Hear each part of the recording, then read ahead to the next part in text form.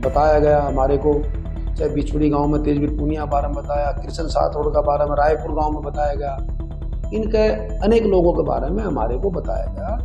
तो वे बातें हमने जो जिन लोगों ने बताई हमने वही बातें हमने उनको बता दी। भीतर का हाथ नहीं हुआ, ओपन बिल्कुल खुल के। ऑडियो से पता लगता है सारा है तो एक ही ग्रुप।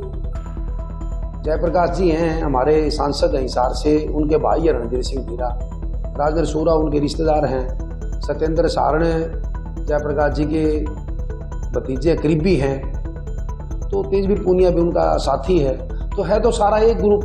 हमने ये जयप्रकाश जी का भाषण सुना कि मेरी फोटो का बदला जनता लेगी, कि सातरोड़ कला में ये कहा कि हमारी 45 में काम चल जाएगी, और लाडुआ गांव में एक इशारा कर रहा है कि वे आपाने वोट नहीं देने।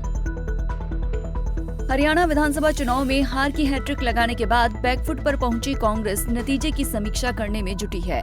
हाईकमान से लेकर प्रदेश नेतृत्व तक अपने अपने स्तर पर इसकी छानबीन में जुटे हुए हैं। इसी क्रम में पिछले दिनों प्रदेश अध्यक्ष उदय भान द्वारा बनाई गई 8 मेंबर कमेटी के सामने हारे हुए प्रत्याशी पेश हुए और अपनी बात रखी।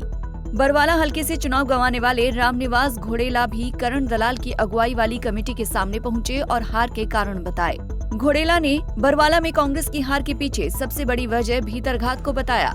ये भीतरघात और कोई नहीं, हिसार से सांसद जयप्रकाश और उनके करीबियों ने किया। घोड़ेला ने एक एक कर जेपी के करीबियों का नाम लेते हुए बताया कि किस तरह से इन्होंने उन्हें हराने में अपना पूरा जोर लगा दिया। बकौल घोड़ेला, हिसार सांसद ने इनेलो उम्मीदवार संजना सतरोड़ की चुनाव में मदद की।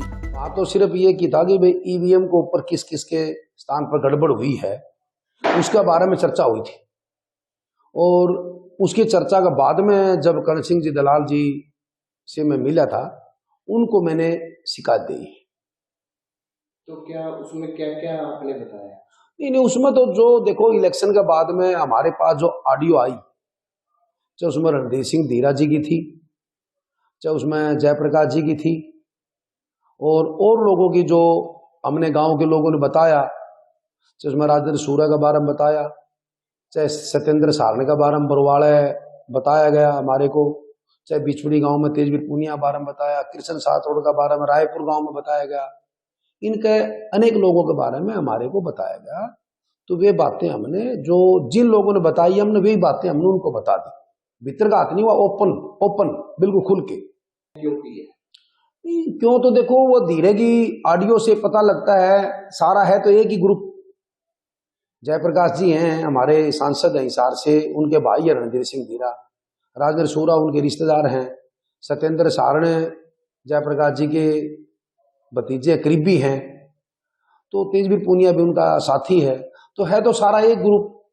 भाई जो रणधीर सिंह धीरा क्या कह रहे हैं वही भाषा सबकी रही है। रणधीर सिंह धीरे की ऑडियो आपने सुनी होगी, कहो तो आपको दे देंगे हम, है नहीं आपके पास, ठीक है, तो आप ऑडियो आज इसके अंदर दिखाना कि वो क्या कह रहे हैं। यही भाषा सबकी एक ही भाषा थी और किसी की अलग अलग भाषा नहीं थी, और खुल के प्रयोग हुआ, इसमें भी नहीं है। एक तो कोई देखो भीतर का हाथ किसको कहते हैं, किसी भाई की टिकट कट गई, वो जिसको मिली है उसकी मदद करना नहीं चाहता, आपका चुपचाप घर बैठ जाए, भाई मेरी आत्मा नहीं मानती कि मैं किसकी मदद करूं, वो ठीक है, मदद ना करना। एक ओपन आके ये कहना कि आपने भाई संजना को देने हैं वोट, ना कि लोकदल का नाम, पार्टी का नाम भी नहीं लेते, सिर्फ संजना का नाम लेते। तो ये हर आदमी ने एक इनकी थी सोच थी, एक सबकी सोच थी कि भाई कांग्रेस का यहाँ से कैंडिडेट ना जीते। और जैसे कि बरवाड़ा से इन लोगों ने कहा कि बरवाड़ा से अगर हार जाए कुछ नहीं, कि भाई हमारा मुख्यमंत्री तो हमारा बन जाएगा, दीपेंद्र जी से हम काम तो करा लेंगे, तो इसी से करके इन्होंने एक एक करके सारी समेट दी। 70 सीट का आवाज मार रही थी जनता कि अब की बार हरियाणा में वह हवा कांग्रेस की है जो पहले कभी नहीं हुई। 2005 के अंदर हुई थी, वहां भी 67 सीट आई थी, परंतु उसका बाद पहली बार हवा हुई, और हवा भी तब हुई जब आदरणीय हमारे नेता चौधरी भूपेंद्र सिंह जी हुड्डा और रोहतक से सांसद भाई दीपेंद्र हुड्डा और हमारे पार्टी के प्रदेश अध्यक्ष चौधरी उदय भान जी, इन्होंने फुल मेहनत करी, और उनके साथ हमारे वर्ग के कार्यकर्ता उन्होंने भी पूरे हरियाणा के अंदर, मैंने जैसे बैकवर्ड की 5 रैलियां करी और 5 रैलियां में हमने बीजेपी की विफलताएं और जो हुड्डा साहब के समय में बैकवर्ड को जो लाभ मिला उसकी जो हमने सारी बातें हमने एक मंच के माध्यम से बताई, तो उससे हर वर्ग जुड़ा। परंतु इन्होंने ये मान लिया कि भाई यहां से अगर हार जाएगा तो फर्क नहीं पड़ता, तो उसका एक प्रभाव इलेक्शन के अंदर एक मैसेज गलत गया कि ये लोग रामनिवास घोडेला को हराने लग रहे हैं। उसकी वजह से पूरा हरियाणा में बैकवर्ड का नुकसान हुआ है कांग्रेस पार्टी। मेरा मानना आज हमारे आगे ये बातें आ रही है, 1 महीने से हमारे आगे ये बातें आई है कि हमने ये ऑडियो सुनी, हमने ये जयप्रकाश जी का भाषण सुना कि मेरी फोटो का बदला जनता लेगी, कि 7 रोड कला में ये कहा कि हमारी 45 में काम चल जाएगी, और लाडुआ गांव में एक इशारा कर रहे हैं कि वे आपाने वोट नहीं देने। उसमें एक हमारा साथी है गजेंद्र पूनिया, बाई नेम बताता हूं मैं, गजेंद्र पूनिया ने उस बात का विरोध भी किया कि MP साहब आप इशारे मत करो। वहां पर जयप्रकाश जी के साथ उस वर्कर की बहस भी हुई है, यानी कि दीपेंद्र जी की मौजूदगी में बहस होना। MP साहब ने ये भी कहा है जयप्रकाश जी ने कि इसका नाम बताओ क्या नाम है, परंतु मैंने उसमें बीच बचाव करके मैंने गजेंद्र को कहा कि आप जाओ कि माहौल खराब हो जाएगा। तो एक ऐसे इशारे, इतना बड़ा आदमी इशारे करता है किसी वर्कर की साइड में, तो जीत कहां है, मेरा मानना। बता दें कि बरवाला से कांग्रेस प्रत्याशी रहे रामनिवास घोडेला को बीजेपी के रणबीर गंगवा के हाथों चुनाव में करीब 30,000 के भारी अंतर से हार का सामना करना पड़ा था।